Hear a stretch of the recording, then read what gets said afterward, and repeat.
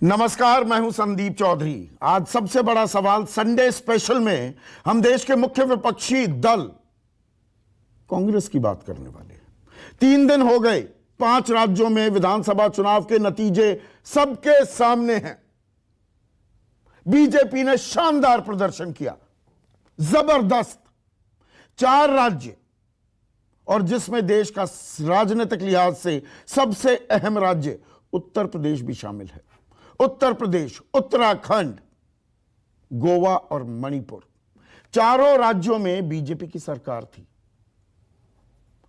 और जिस कोरोना काल से हम गुजरे, जिसमें दिक्कतें बढ़ी, संकट संक्रमण काल था ये, स्वास्थ्य सेवाओं की पोल खुली, लोगों ने अपनों को खोया, दवाई के लिए, ऑक्सीजन के लिए महामारी के दौरान मारामारी मची, अस्पताल में लोग भर्ती नहीं हो पाए, नौकरियां गई, बेरोजगारी बढ़ी, तनख्वाहें घटी, किसानी आंदोलन भी था।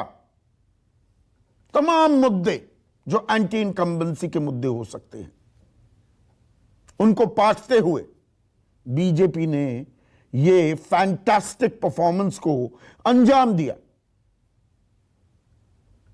पर बड़ा पर है, जो मुख्य विपक्षी दल है उसके पास तो सारे मुद्दे थे। उत्तर प्रदेश में 80 के दशक तक लगभग एक छत्र राज किया कांग्रेस ने। उत्तराखंड में जब से उत्तराखंड अस्तित्व में आया, बारी बारी सरकारें बदलती रही। पंजाब में तो 77 सीटों के साथ सरकार बनाई थी 117 में से 2017 में।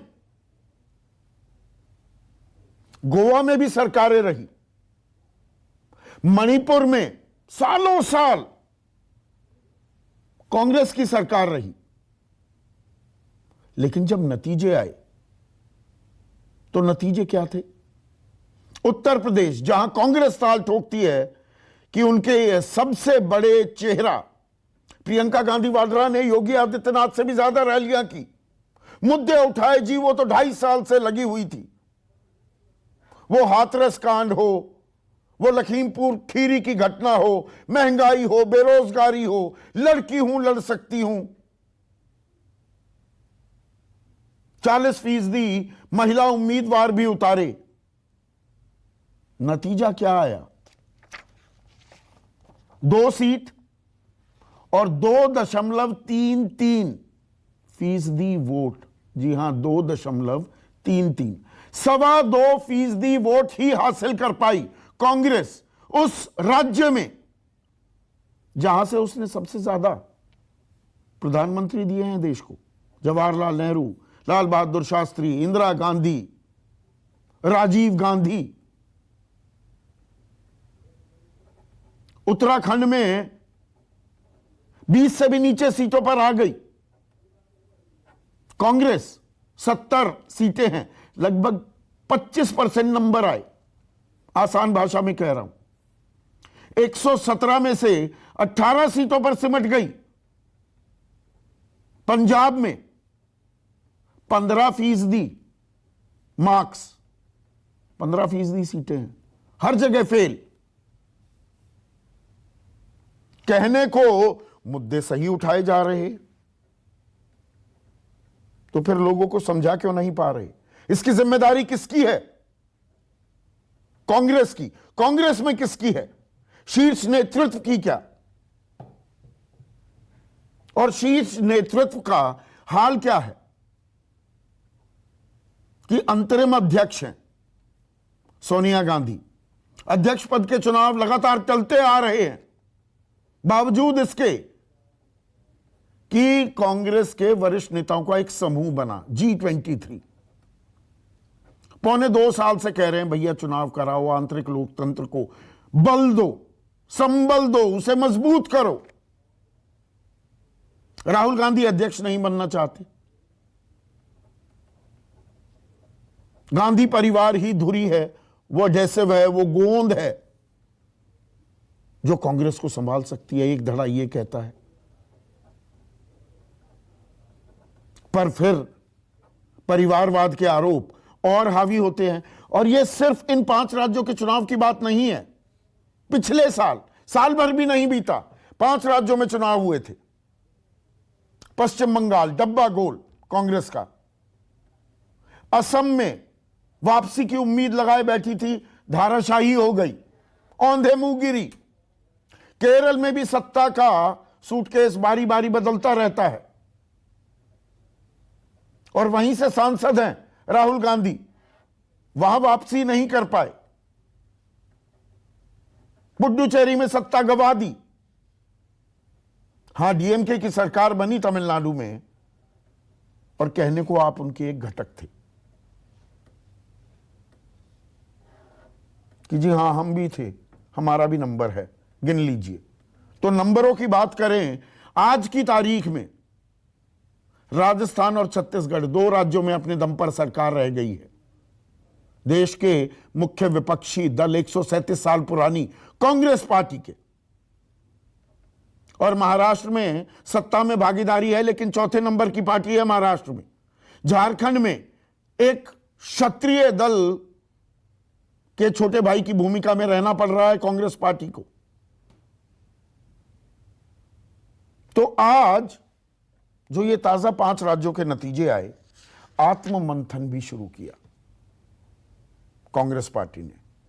कांग्रेस वर्किंग कमेटी की इस वक्त एक बैठक चल रही है, जिसमें तमाम बड़े नेता आए हैं। एक्सटेंडेड वर्किंग कमेटी है ये, स्पेशल इनवाइटीज भी हैं इसमें। Sonia Gandhi, Rahul Gandhi, Priyanka Gandhi Vadra, Harish Rawat, PL Poonia, P Chidambaram, Anand Sharma, Ghulam Nabi Azad, Manish Tiwari. आनंद शर्मा, गुलाम नबी आजाद, मुकुल वासनिक, वो G23 के हिस्सा हैं। तो अभी मंथन चल रहा है। अब मंथन किस बात का है? क्या जिम्मेदारी तय करने को तैयार है अपने गिरेबान में अपनी कमजोरियों को आंकने के लिए? क्या ईमानदारी से कांग्रेस तैयार है, या मुलम्मा उड़ा दिया जाएगा? हर चुनाव के बाद यह प्रक्रिया होती है, कोई ना कोई एक कमेटी का गठन कर दिया जाता है, रिपोर्ट सौंपी जाती है, जो रिपोर्ट कभी सार्वजनिक नहीं होती। पिछले साल भी 5 राज्यों में जब करारी हार का सामना करना पड़ा, तो एक कमेटी का गठन किया गया अशोक चव्हाण की अगुवाई में।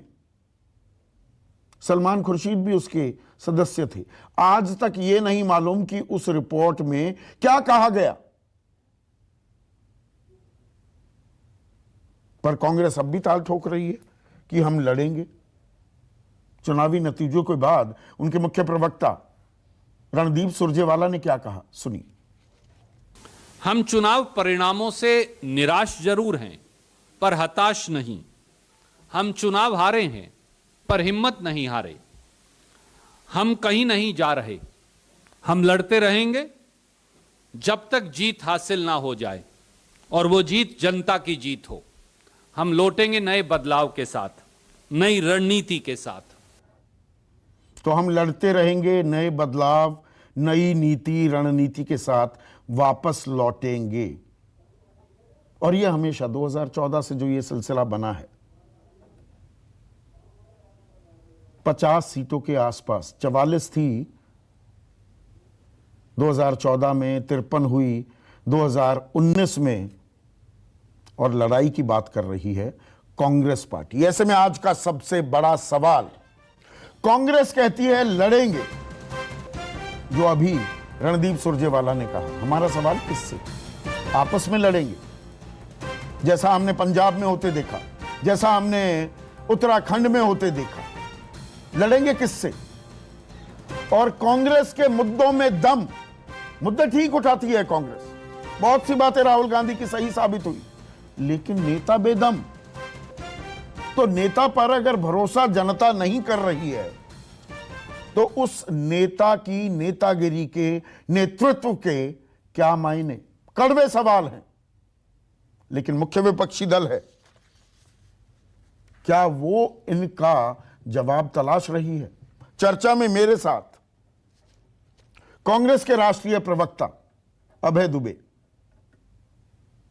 इस हार के बाद भी अभय दुबे वो वाहिद शख्स हैं, वो लगातार आ रहे हैं।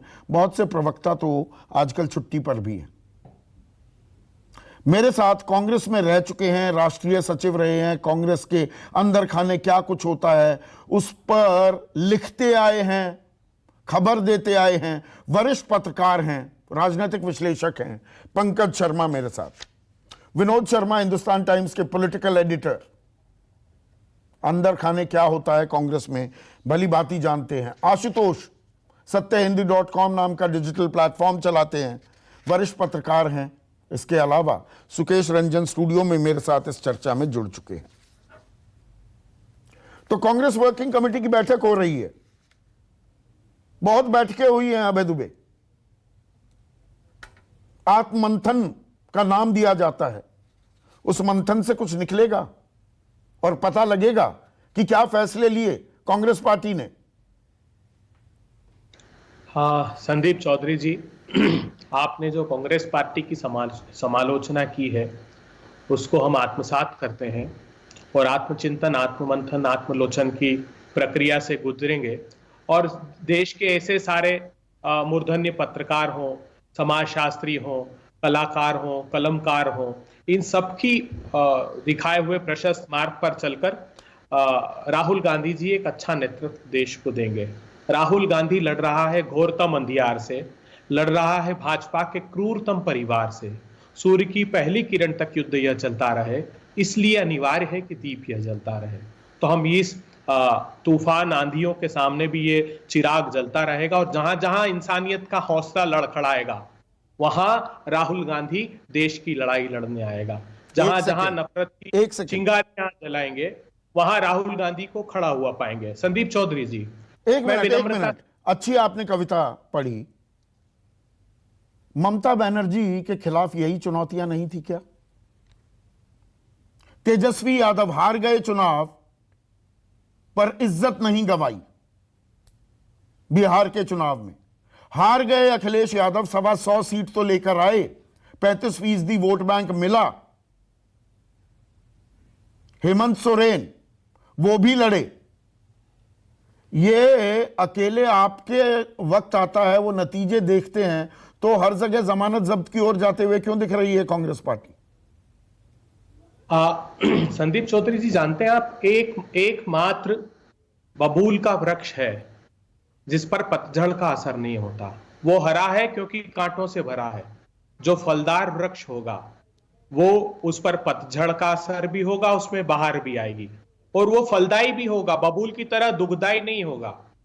आप जानते हैं, आपने बिल्कुल बखूबी बताया और देश भी इस बात का मूल्यांकन कर रहा है कि क्या महंगाई इस देश का मुद्दा नहीं है, क्या बेरोजगारी इस देश का मुद्दा नहीं है, क्या बैंक को लूटकर हिंदुस्तान से 5,35,000 करोड़ रुपए लोग भाग नहीं गए इस सत्ता की सरपरस्ती में, क्या 27 रुपए किसानों की आमदनी नहीं रह गई, क्या रूरल कंजम्पशन 74 साल का सबसे निचले स्तर पर नहीं आ गया, क्या क्रेडिट ग्रोथ 559 ईयर्स की सबसे कम बैंक की नहीं। ये सारे मुद्दे हैं। मैंने सवाल बनाया इसीलिए, कांग्रेस के मुद्दों में दम आपके नेता नहीं समझा पा रहे ना। इसका मतलब राहुल गांधी पर भरोसा नहीं कर रही है देश की जनता।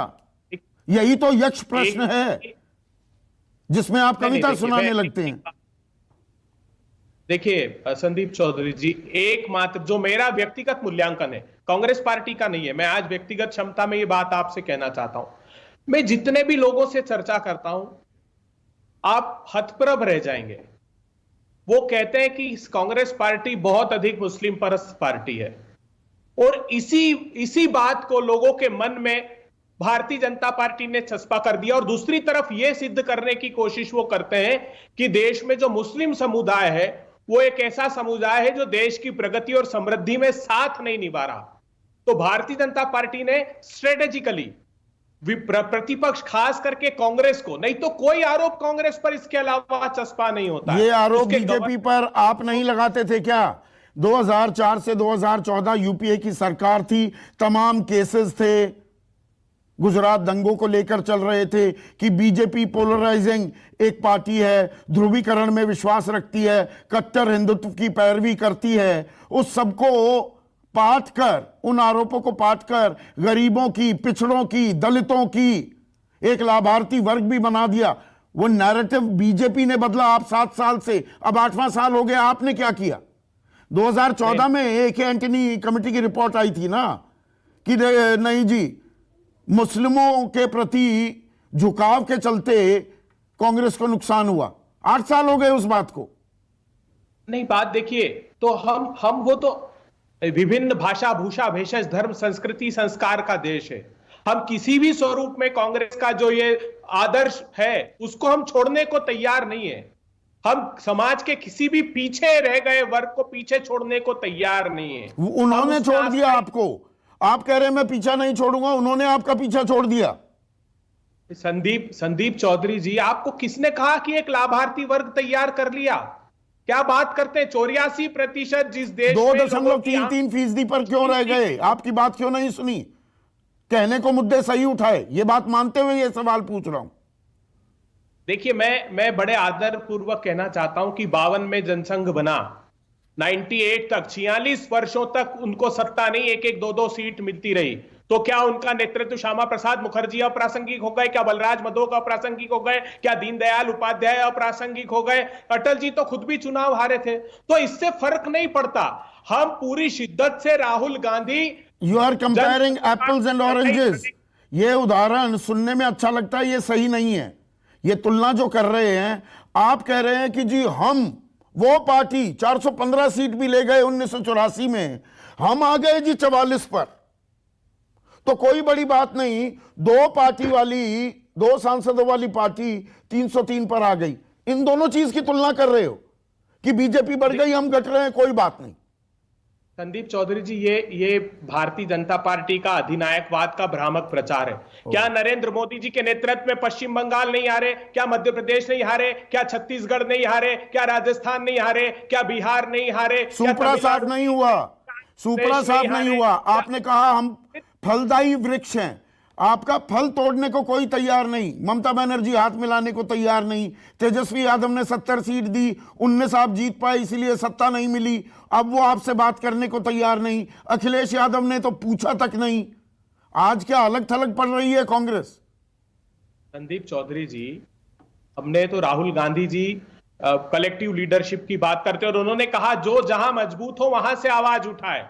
हमारा सरोकार यह है कि जो भारतीय जनता पार्टी की वर्तमान सरकार है, हाँ, हरा वृक्ष देखकर उसके साए में तो आए कुछ समय के लिए लोग, लेकिन उनको आभास होने लगा है कि ये बबूल का वृक्ष है, ये फलदायी नहीं होगा। विश्वास मानिए, भ्रम लोगों का टूटेगा, कांग्रेस के प्रति फिर आस्था लोगों की जागृत होगी और यही राहुल गांधी वो होगा जिसका एक दिन आप फिर से कार्यक्रम करके ये बात करेंगे कि महिमा मंडन करेंगे कि वो राहुल गांधी। महिमा मंडन हम किसी का नहीं करते, पर हाँ आकलन जरूर करेंगे आज की तारीख में जो कर रहे हैं उस बिना पर। जो मौजूदा हालात हैं, हालात बदलेंगे तो बदलाव के कारण भी हम तलाशेंगे। लेकिन पंकज क्या कीजिए, भ्रम टूट जाएगा। उम्मीद के सहारे ही दुनिया कायम कर रही है क्या कांग्रेस, या ये जो आंकड़े, ये जनादेश जो सामने मुंह बाय खड़ा है, उसकी विवेचना करनी होगी निष्पक्ष तरीके से?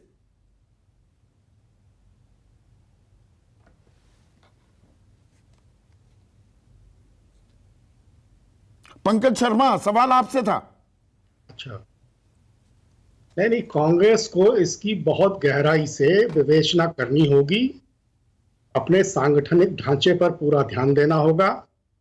शिखर नेतृत्व ने अपनी हर चुनाव में पूरी मेहनत की, उसके बावजूद उनकी मेहनत के नतीजे इस तरह के क्यों निकलते हैं, इस पर बहुत संजीदगी से सोचने की बात है। और इन चुनावों के बाद जो ये नतीजे आए हैं, हालांकि मैं ये मानता हूं कि भारतीय जनता पार्टी और आम आदमी पार्टी की जीत को बहुत बढ़ा चढ़ा के दिखाया जा रहा है। मीडिया उसके भीतरी तथ्यों को थोड़ा दबाकर और जीत के जश्न में शामिल हो गया, ऐसा लगता है। कांग्रेस की हालत ठीक नहीं इन चुनावों में रही, ये बात सही है। लेकिन जैसे मैं मानता हूं कि उत्तर प्रदेश में प्रियंका गांधी जी की मेहनत का लाभ मिला समाजवादी पार्टी को। समाजवादी पार्टी की सीटें बहुत बढ़ गई, तो उसमें प्रियंका जी की जो मेहनत है, मतदाताओं को लगा कि कांग्रेस की सीटें बहुत ज्यादा तो आ नहीं पाएंगी, 15 आ जाएंगी, 20 आ जाएंगी, 30 आ जाएंगी। तो वोट शिफ्ट हुआ समाजवादी पार्टी की तरफ। आप देखेंगे कि अखिलेश यादव से ज्यादा मेहनत प्रियंका जी ने की, लाभ मिला अखिलेश यादव। तो ये तो और बुरी स्थिति है ना। अब स्थिति जैसी भी है वो है, वही मैं कह रहा हूं कि अपनी रणनीति पर, अपनी चुनावी रणनीति पर, अपने सांगठनिक ढांचे पर, अपने आसपास की सहयोगियों की व्यवस्था पर कांग्रेस को नए सिरे से और बहुत आपने संजीदगी सांगठनिक मजबूती को, ऑर्गेनाइजेशनल स्ट्रेंथ का 2 बार जिक्र कर दिया, और आप जानते हैं अंदर खाने आपने परखा है कांग्रेस को। अध्यक्ष के चुनाव रोज टल रहे हैं, संगठन के चुनाव कब हुए? एक यूथ कांग्रेस की बात थी 6 साल पहले, 7 साल पहले, बढ़ चढ़कर राहुल गांधी ने कहा इनमें एक नई ऊर्जा भर देंगे। उसका क्या हुआ? आरएसएस के संगठन की बात होती है, सेवा दल भूल गई कांग्रेस। कितना मजबूत संगठन था, हर गांव में देश के कोई ना कोई सेवा दल का कार्यकर्ता होता था। गलत कह रहा हूं तो बताइए, कहां गया वो सेवा दल? इसके बारे में सोचा है कांग्रेस ने कभी? कांग्रेस के हो सकता है कुछ अग्रिम संगठनों की हालत उतनी अच्छी नहीं हो इस वक्त, लेकिन युवा कांग्रेस ने, आपने देखा नहीं कि महामारी के दौर में कितना अच्छा काम किया।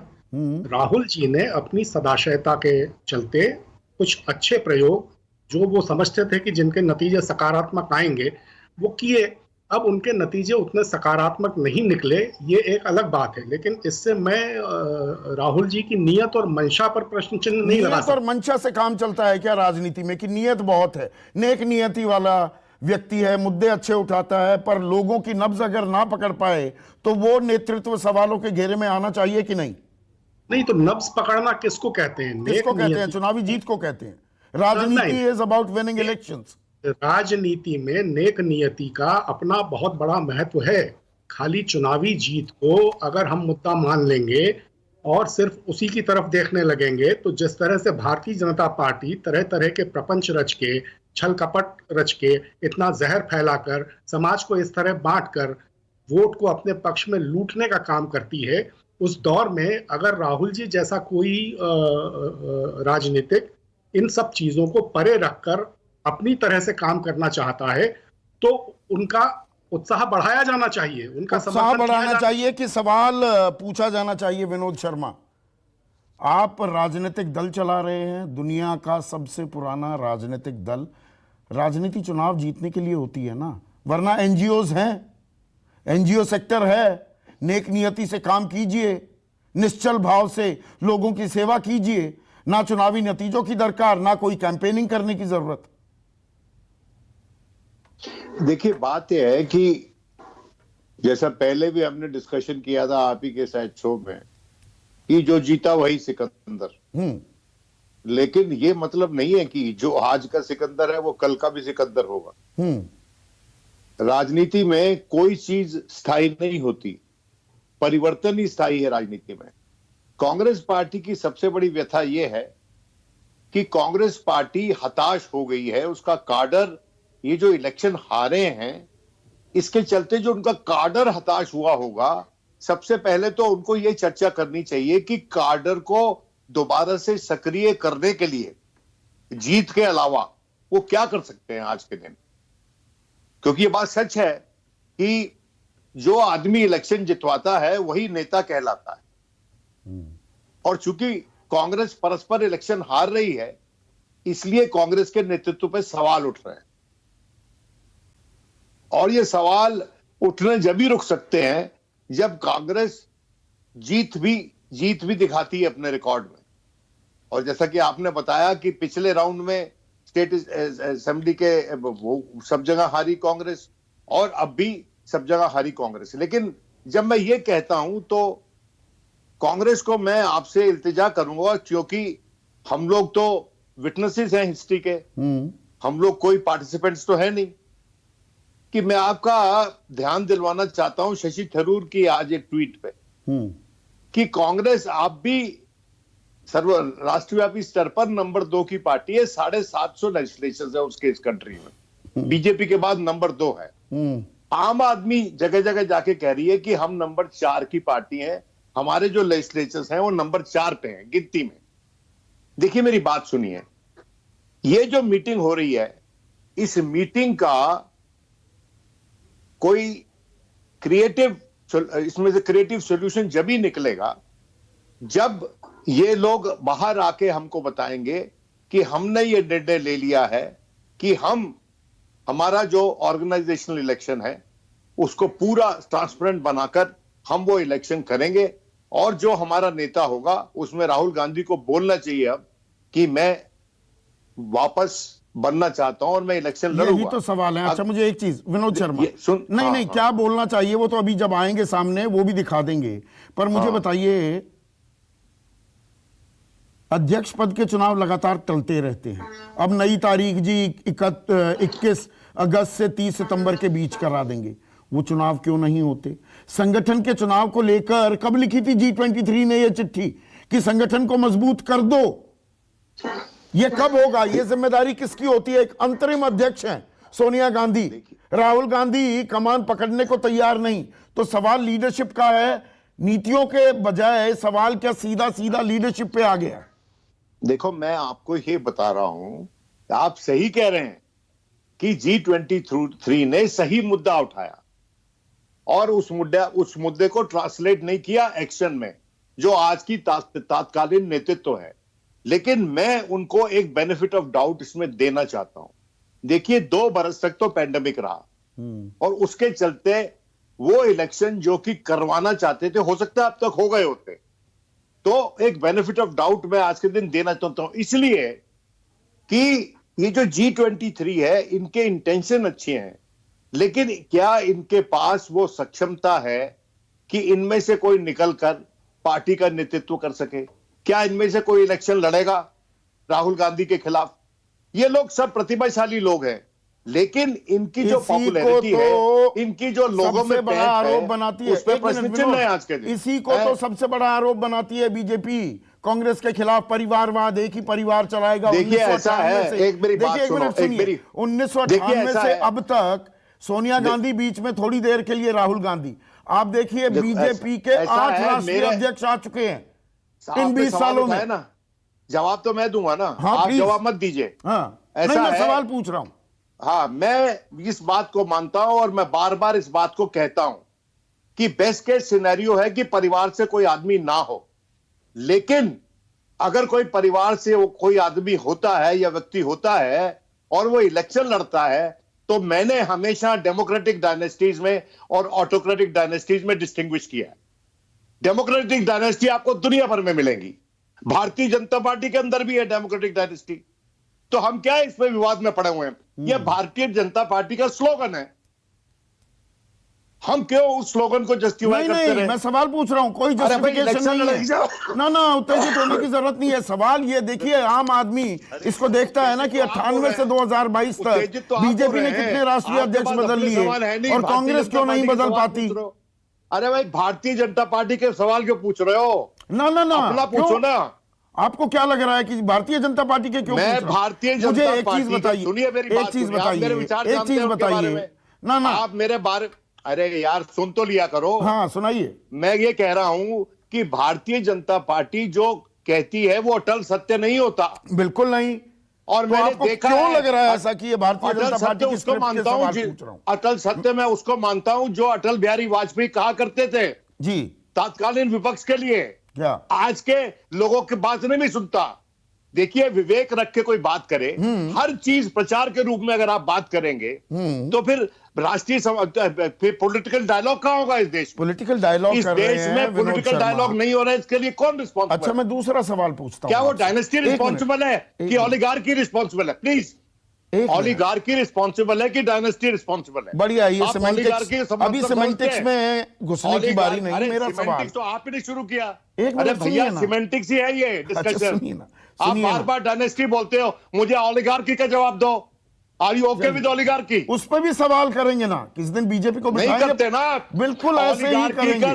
ओलिगार्की का सवाल पहली बार आपके चैनल में किसी ने रेज किया है। हाँ, तो इसका जवाब लेंगे ना। आज तक मैंने कहा कि ये नाजायज सवाल है विनोद शर्मा, पर मुझे ये बताइए सर, होल्ड ऑन। आपने नहीं किया आज तक, आपने मुझसे नहीं पूछा आज तक। मैं तो आता रहता हूं यहां पर। Please hold on. तो बताइए ना, मैं एक सवाल और पूछता हूं। 2004 में त्याग की देवी बनी सोनिया गांधी कि नहीं, प्रधानमंत्री नहीं बनूंगी।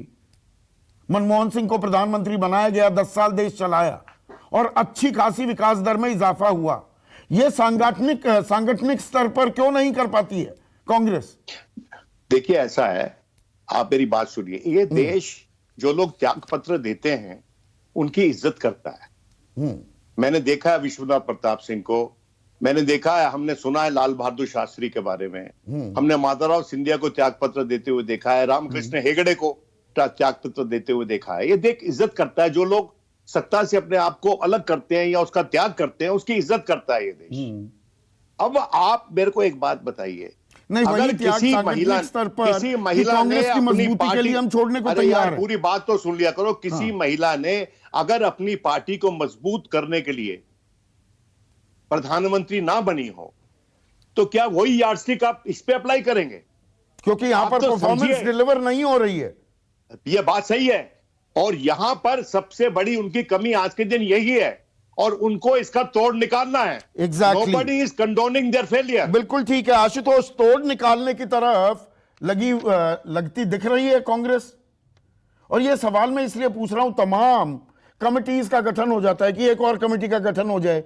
अरे भाई, पिछले साल जो 5 राज्यों में आपकी गत हुई उसको लेकर कमेटी बनी भी, रिपोर्ट भी हो गई सबमिट, वो आज तक सार्वजनिक नहीं हुई। एके एंटनी की रिपोर्ट भी दरअसल आज तक सार्वजनिक नहीं हुई है।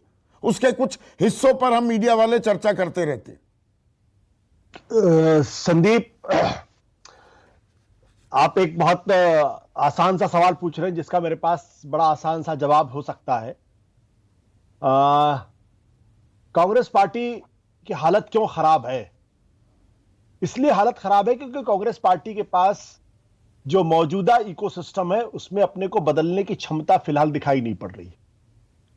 यह मूल कारण है जिसकी वजह से कांग्रेस की हालत खराब है। लेकिन अगर इसको गहराई में अगर आप जाएंगे और अगर आप मुझे थोड़ा सा वक्त देंगे तो मैं इस सवाल का जवाब जरा दूसरे तरीके से देना चाहता हूं। दूसरे तरीके से देना चाहता हूं क्योंकि जनसंघ का गठन 1952 में हुआ था, 3.06% वोट उसको मिले थे। 32 साल बाद 1984 में भारतीय जनता पार्टी बनी, 7.74% वोट उसको मिले। 32 साल के बाद 3.06% से, और इस दौरान कभी भी 10% के ऊपर उसका वोट शेयर नहीं गया। वो 1991 में 20.11% पे आती है और 120 सीट मिलती। पहली बार वो 20% का टारगेट टच करती है। और उसके बाद फिर 2009 में भारतीय जनता पार्टी 18.8% पे आ जाती है। जो ये 91 में जो भारतीय जनता पार्टी जो 20% के आई है, इसका कारण उसका ऐसा नहीं था कि सांगठनिक स्तर पे कमजोर थी या उसमें नेतृत्व की कमजोरी थी। अटल बिहारी वाजपेयी, लाल कृष्ण आडवाणी, बलराज बद्रुक, श्यामा प्रसाद मुखर्जी, दीनदयाल उपाध्याय जैसे एक से एक स्टालवर्ट्स थे। वो इसलिए बढ़ी 1989 और 91 में क्योंकि उसने सड़क पे उतरकर लोगों के मानस को कैप्चर करने के लिए राम मंदिर जैसा मुद्दा खड़ा किया। कांग्रेस पार्टी की सबसे बड़ी दिक्कत यह है कि वो जनता से जुड़े हुए किसी मुद्दे पर जनता का मानस कैप्चर नहीं कर पा रही। तो अगर हम आज की तारीख में राहुल गांधी से यह कहें कि राहुल गांधी का नकारा नेतृत्व है, तो क्या अटल बिहारी वाजपेयी और लाल कृष्ण आडवाणी का नेतृत्व नकारा था 1989 तक?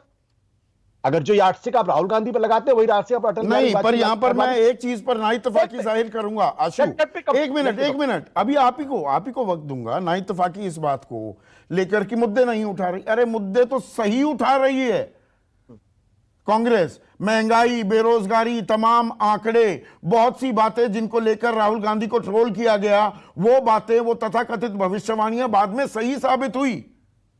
पर वो वोट में तब्दील क्यों नहीं हो रही हैं? यही बात तो मैं आपसे कह रहा हूं। हाँ, कि 1992 से लेकर 1989 तक भारतीय जनता पार्टी का जो पार्टी थी उसके इतने बड़े बड़े स्टालवर्ट्स थे, लेकिन वो भारतीय राजनीति के केंद्र में क्यों नहीं आ पाई? क्योंकि उन्होंने मुद्दे उठाए, लेकिन ऐसा कोई नहीं, फिर वही तुलना का देखिए। आप सुन तो लीजिए। ना, मैं बीच में रोक रहा हूं ना आपको। भाई 2 सीटों की पार्टी थी, आप कह रहे हैं वो सत्ता में क्यों नहीं आ गए।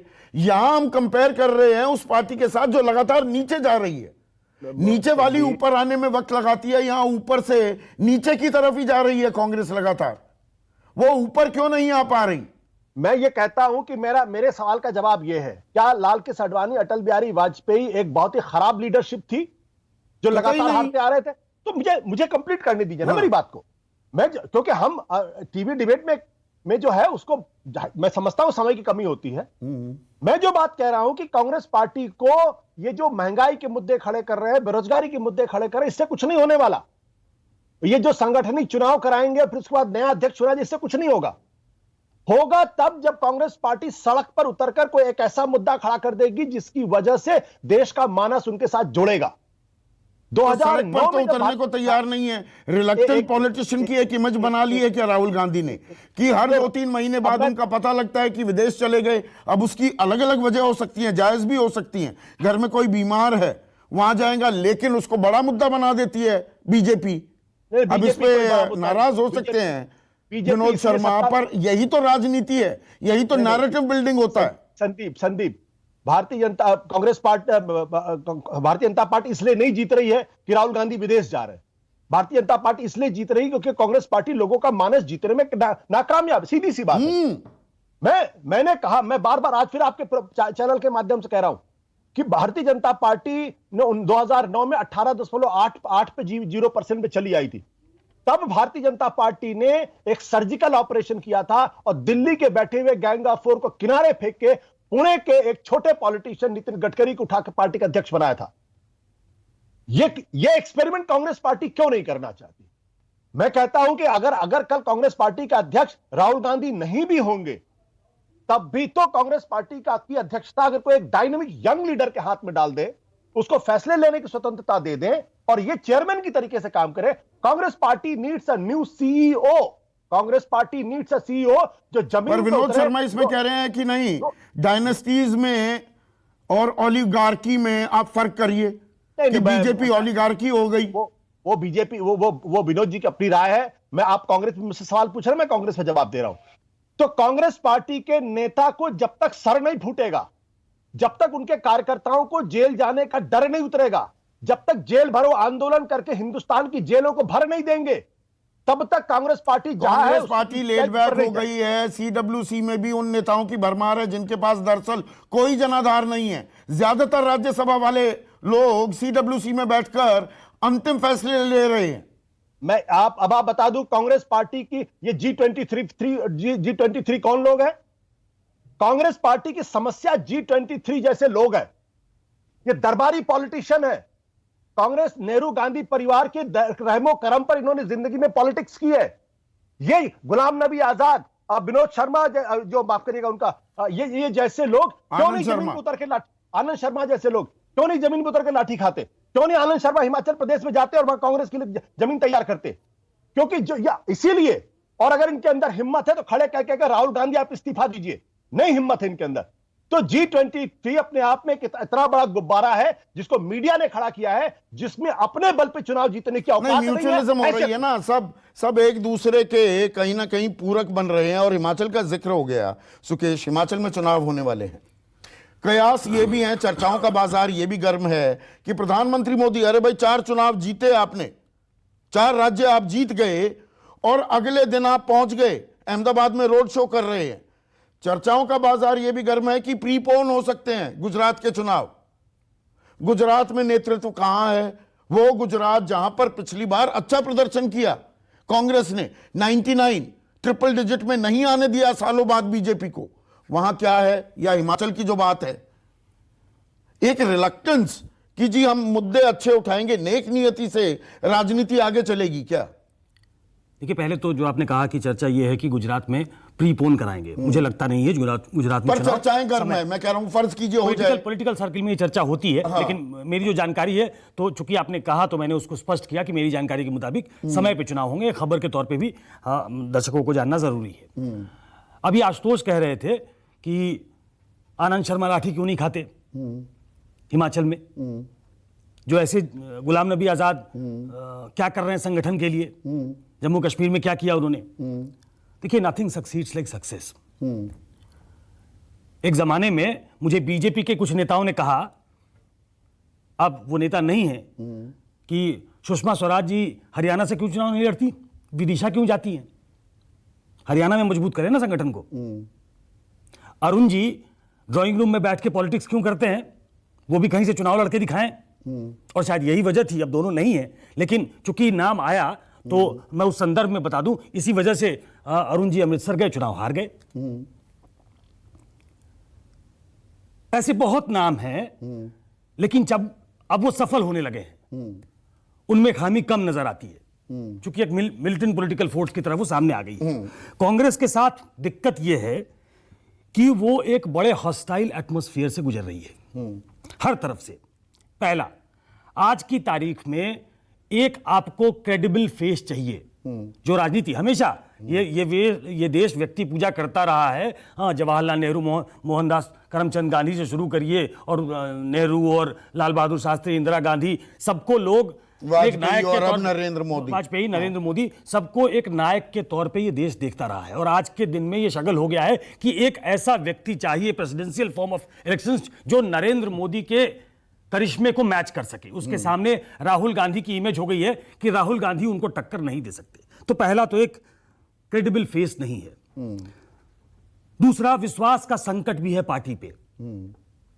लोग विश्वास नहीं कर रहे हैं। हाँ, कि मुद्दे तो ठीक हैं जी, लेकिन ये कर पाएंगे क्या? हाँ, ये एग्जीक्यूट कर पाएंगे क्या? हाँ, इनको मौका दे क्या? लड़की हूं, लड़ सकती हूं, एक दलित चेहरे को मुख्यमंत्री बना देना, मैं आगे बता, पंजाब में। हाँ, चूंकि ऐसे समय में है कांग्रेस कि बहुत ज्यादा ऑफर करने के लिए उसके पास नहीं है, इसलिए आंतरिक कलह भी है इसी वक्त। और तो और, पहले उसके सामने कोई, कांग्रेस आज कमजोर नहीं होने लगी, 90s से ही कमजोर होने लगी थी, उसके पहले से कमजोर होने लगी थी, लेकिन उसके सामने कोई ऑपोजिशन नहीं था। आज एक ऐसा ऑपोजिशन है जो नरेंद्र मोदी के नेतृत्व में बिल्कुल डट के खड़ा है। उसके सामने कांग्रेस बौनी दिखती है, लेकिन तुर्रा ये कि अब जो उसके सहयोगी थे वो भी कांग्रेस पे भरोसा नहीं कर रहे हैं कि कांग्रेस लीड करेगी अपोजिशन को। कभी ममता बनर्जी खड़ी हो जाती हैं, शरद पवार कह देते हैं राहुल गांधी से ना हो पाएगा। हाल की जीत हो गई अरविंद केजरीवाल की, जो तो उनकी उम्र के बड़े नेता हैं, अखिलेश, तेजस्वी, अब वो उन पर हाथ मिलाने से तैयार। उनका जिक्र आपने कर दिया, इसलिए मैंने नहीं किया। हाल के दिनों में अरविंद केजरीवाल पंजाब जीत गए, तो वो हिमाचल की तरफ, गुजरात की तरफ देखने लग गए। और सबसे बड़ी दिक्कत यह है कि एक चर्न आया सोसाइटी में, उसके सोच में एक नई विचारधारा घर कर गई लोगों में।